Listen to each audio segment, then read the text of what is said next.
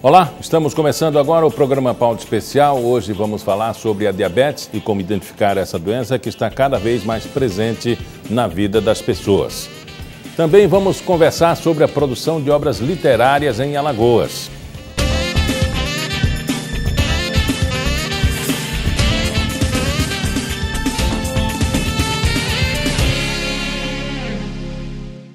Hoje a diabetes atinge mais de 250 milhões de pessoas em todo o mundo. Em Alagoas, mais de 300 mil pessoas são portadoras dessa doença. E para falar sobre como identificar a diabetes, eu converso agora com o endocrinologista Arnaldo Mendonça. Arnaldo, esse é um mundo em que as pessoas acometidas sempre buscam medicação e o médico. Esse acesso está mais fácil agora?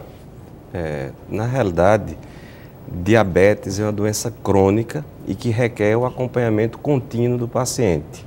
E em função do grande número de pacientes e em função de uma certa dificuldade que existe no sistema de saúde atual, existe uma dificuldade das pessoas realmente acessarem o médico quando precisam de forma mais imediata. E muitas não conseguem ter o diagnóstico, podem ter até diabetes sem saber.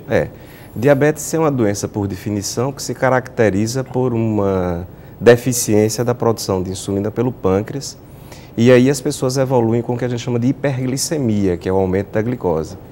E esse aumento da glicose, ela acarreta um processo inflamatório vascular, e daí vem várias complicações crônicas.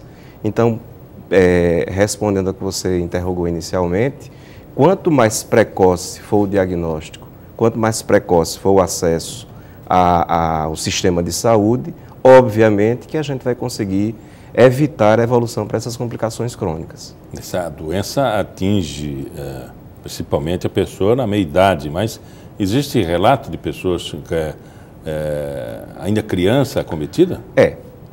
Para a gente explicar isso, existem dois tipos de diabetes. Existe o diabetes tipo 1, que é aquele que ocorre principalmente na faixa etária de crianças e adolescentes, e que esse diabetes ocorre especificamente por uma destruição direta da célula beta do pâncreas, que é a célula que produz insulina.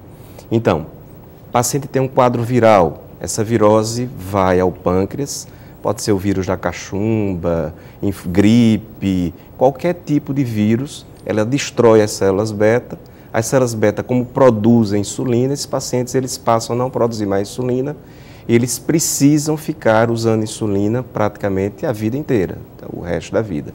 E acomete essa população mais jovem. Já o diabetes tipo 2, ele ocorre principalmente a partir dos 40 anos de idade.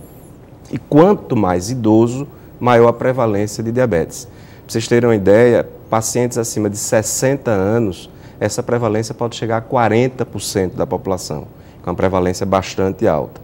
No geral, pesando diabetes tipo 1 e tipo 2, praticamente 90% dos pacientes que a gente cuida são diabetes tipo 2, que é o diabetes que ocorre nessa faixa etária acima dos 40 anos, e em torno de 10% dos diabéticos tipo 1. Com o aumento da expectativa de vida, isso aumenta também? Aumenta. Quer dizer, quanto mais se vive, existe naturalmente uma tendência para a glicemia ir aumentando. Isso do ponto de vista natural, fisiológico. Então, as pessoas, por isso que esse aumento de prevalência acima de 60 anos, as pessoas acima de 70 anos, as pessoas acima de 80 anos, elas vão ter algum grau de disfunção da glicose que podem, de uma certa forma, comprometer a saúde como um todo desse referido paciente. É uma doença muito popular, né? É uma doença que tem que ser levada mais a sério, né? E toda doença crônica e que passa principalmente por mudanças de estilo de vida, você precisa praticar atividade física, que você precisa mudar hábitos de alimentação. Porque o diabetes tipo 2, ele está diretamente relacionado, o aumento da prevalência do diabetes tipo 2, ao aumento da obesidade. A gente sabe que a obesidade está tendo uma verdadeira pandemia, né? O mundo inteiro está sofrendo com essa questão da obesidade em função dos hábitos alimentares que cada vez mais são errados, né? A gente está deixando de comer as coisas mais naturais e está comendo comidas mais industrializadas, muito ricas em carboidratos, que são os açúcares, muito rica em gorduras e, consequentemente, você aumenta de peso. Com o aumento de peso, o pâncreas começa a não funcionar direito porque não consegue vencer uma coisa que a gente chama de resistência insulínica. Daí você tem um aumento muito grande da prevalência de diabetes por conta do aumento da obesidade. Então, se você realmente trabalha com prevenção, se você começa a educar, eu acho que essa educação já tem que começar na escola, já no pré-escolar, mostrando para essas crianças qual é o alimento saudável, qual é o alimento que realmente engorda, qual o alimento que tem mais gordura, qual o alimento que tem mais açúcar, e procurando a família também dando exemplo, né? Porque às vezes a gente informa para a criança, mas a família faz errado e a criança é espelho do que a família faz. Então se criam verdadeiras famílias de pessoas acima do peso, pessoas obesas, e essas pessoas tendem, por conta da obesidade, a evoluir para diabetes. Às vezes até independente de um componente genético. O componente genético pode estar presente e está presente na maioria das situações, mas a gente tem visto muitas pessoas desenvolverem diabetes mesmo sem história familiar. E um dado importante, Miguel, aproveitando, é que eu falei que o diabetes tipo 2 ocorre principalmente após os 40 anos de idade. Mas atualmente os adolescentes, né, aos 15 anos, 16 anos, 20 anos e os adultos jovens, eles estão se alimentando de forma muito errada. Então, esse aumento de prevalência nessa população, nessa faixa etária mais precoce, mais cedo, também contribui para que eles apareçam ou tenham o diagnóstico de diabetes tipo 2 nessa população na qual não é tão frequente o diabetes tipo 2. E como tratar? O tratamento, aí vem, mudança de estilo de vida, que, queira ou não queira, é o problema maior que a gente encontra no dia a dia da gente.